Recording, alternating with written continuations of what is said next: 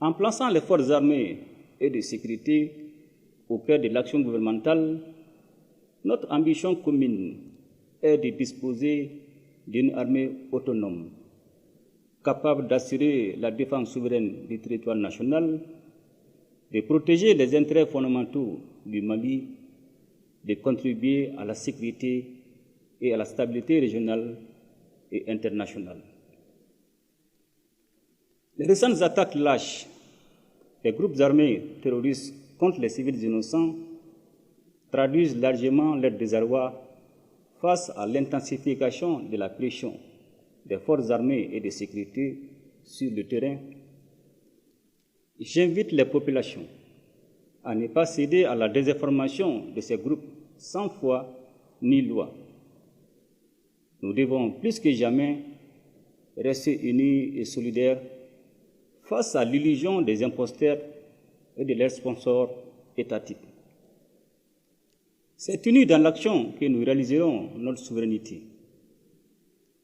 De 2020 à nos jours, de nombreuses initiatives pour le renforcement et le rayonnement des forces armées et de sécurité ont été prises à travers le plan Dukukoloko, élaboré en 2024.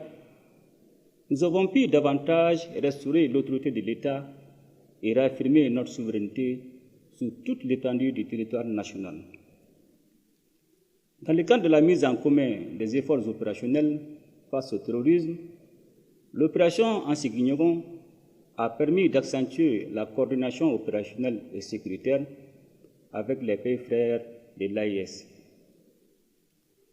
Pour soutenir le processus de renforcement des forces armées et de sécurité, nous continuons d'accentuer l'acquisition d'équipements, la réalisation d'infrastructures indispensables, la consolidation des effectifs à travers des recrutements cycliques et la formation continue du personnel. L'adaptation et la mise à jour de notre doctrine militaire nous permettent à la fois de faire face aux menaces émergentes et constituent également un gage d'interopérabilité avec les armées de la Confédération de l'Alliance des États du Sahel. Dans le même temps, la diversification de nos partenariats constitue une initiative salutaire. Mes chers compatriotes, au moment où nous célébrons le 65e anniversaire de l'accession de notre pays à la souveraineté internationale, je tiens à saluer les efforts constants de notre outil diplomatique pour faire respecter par un nombre croissant de partenaires les principes constitutionnels qui guident l'action publique et la politique extérieure du Mali. Nous inscrivons notre action dans le cadre de la préservation du bon voisinage, tout en exigeant en retour le respect de notre souveraineté. Par ce positionnement, nous prenons en notre compte les ruptures géopolitiques qui caractérisent le monde actuel. Mes chers compatriotes, depuis 2020, notre économie fait preuve d'une grande capacité d'adaptation et de résilience malgré les contraintes sécuritaires et géopolitiques. À ce titre, le Mali a poursuivi ses efforts dans le sens d'une gestion efficiente des finances publiques et de la préservation d'une trajectoire de croissance positive de l'ordre de 6% en 2025 contre un déficit budgétaire de moins de 2,7% attendu. Avec la mise en place de la plateforme Trésor Pays à la faveur de la digitalisation, les recettes publiques issues des services digitalisés ont connu une augmentation significative. Mes chers compatriotes, je ne saurais passer sous silence la question énergétique qui a longtemps alimenté les débats publics. Grâce à la participation patriotique du peuple malien au fonds de soutien aux infrastructures de base, la fourniture d'électricité s'est améliorée. Les centrales solaires de Safo, Sanankourouba et Tchakadougou avancent de manière satisfaisante et la création de l'Agence nationale des énergies renouvelables constitue une réforme majeure pour relever le défi du mix énergétique. Mes chers compatriotes, l'exploitation des ressources minérales de notre pays a connu une profonde mutation ces dernières années. En effet, le nouveau code minier, avec toutes les innovations qu'il apporte dans la gestion des ressources minérales, a commencé à produire ses effets à la suite du basculement des sociétés minières existantes et l'entrée progressive dans son champ d'application de toutes les autres sociétés à l'occasion du renouvellement éventuel de leurs titres. L'une des avancées majeures réside dans le lancement des travaux de la future raffinerie d'or du Mali en partenariat avec la Russie. Dans le cadre de la stratégie nationale pour l'émergence et le développement durable 2024-2033, les réformes se poursuivent pour améliorer le climat des affaires et accélérer la digitalisation. Mes chers compatriotes, dans le cadre de la modernisation de notre administration, je me réjouis de constater les efforts importants engagés pour la mise en place du système intégré de gestion des ressources humaines de la fonction publique de l'État et des collectivités territoriales. Mes chers compatriotes,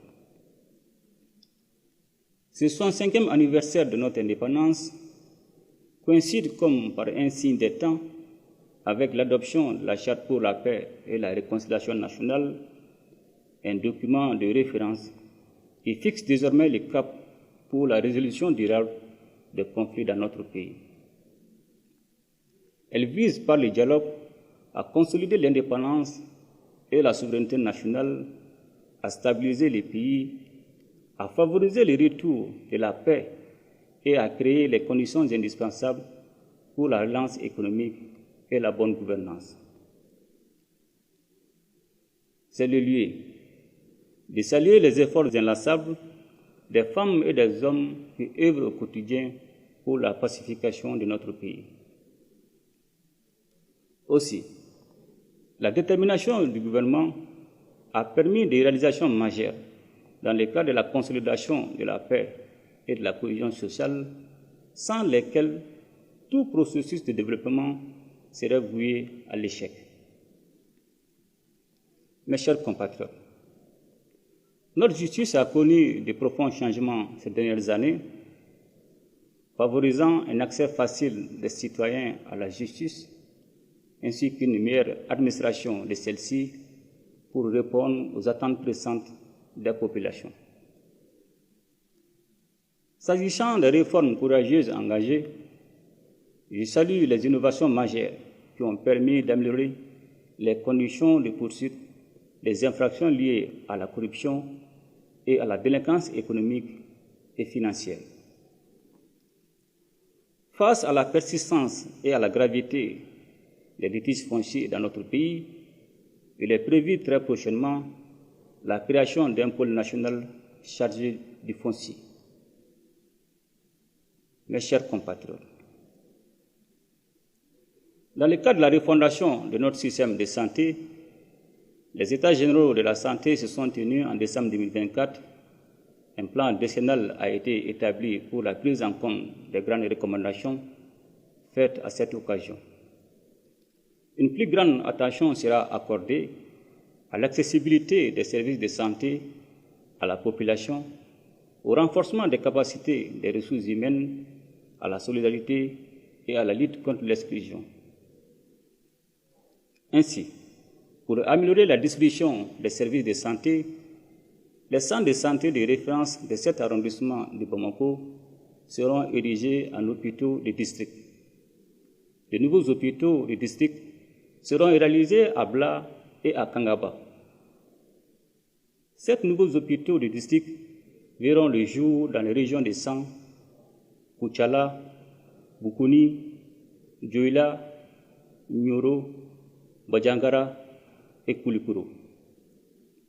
À ces infrastructures s'ajoutent d'autres hôpitaux régionaux pour renforcer notre dispositif sanitaire. Mes chers compatriotes, La jeunesse et la promotion de la femme et de la famille sont à l'avant-garde des réformes en cours.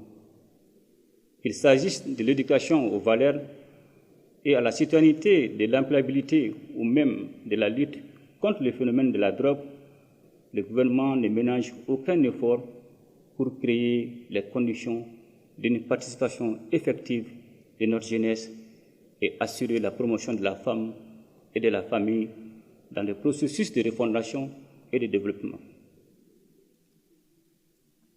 De nombreux centres de formation professionnelle sont en construction à travers le pays et d'autres sont déjà réhabilités, aménagés et équipés. Ces structures modernes, dotées de systèmes autonomes d'énergie, serviront de point d'appui à la jeunesse malienne pour mieux envisager l'avenir. Mes chers compatriotes, au titre de l'enseignement supérieur et de la recherche scientifique, je salue les efforts du gouvernement pour l'amélioration de la gouvernance dans ces secteurs, orientés vers le rétablissement de la normalité calendaire des universités. La pacification de l'espace universitaire, autrefois émaillé par des incidents, est une tendance à préserver.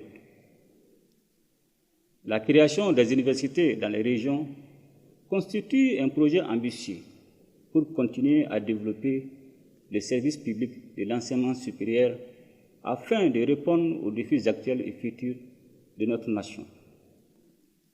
D'autres universités comme celles de Badiangara, Kayi, Gao et Tombouctou sont en cours d'opérationnalisation. Le Centre d'intelligence artificielle et de robotique CIAR Mali, dont les travaux de construction se poursuivent, a déjà inscrit ses premiers apprenants. L'année 2025, déclarée année de la culture, a permis de valoriser notre patrimoine et de soutenir les acteurs culturels, les artisans et les artistes. Dans le domaine de la communication et du numérique, le gouvernement agit pour renforcer les infrastructures, réduire les coûts et sécuriser les télécommunications. Les opérateurs doivent poursuivre l'identification des abonnés pour renforcer la sécurité nationale. À l'endroit des Maliens établis à l'extérieur, un cadre de concertation a été institué pour renforcer l'unité et la solidarité tout en facilitant le dialogue avec le gouvernement. Tout en saluant l'engagement et la résilience du peuple malien aux côtés des autorités de la transition, à cette phase décisive de notre histoire commune, je souhaite à toutes et à tous une bonne et heureuse fête de l'indépendance. Ensemble, nous ferons le Mali Koura, qu'Allah bénisse le Mali et protège les Maliens. Je vous remercie.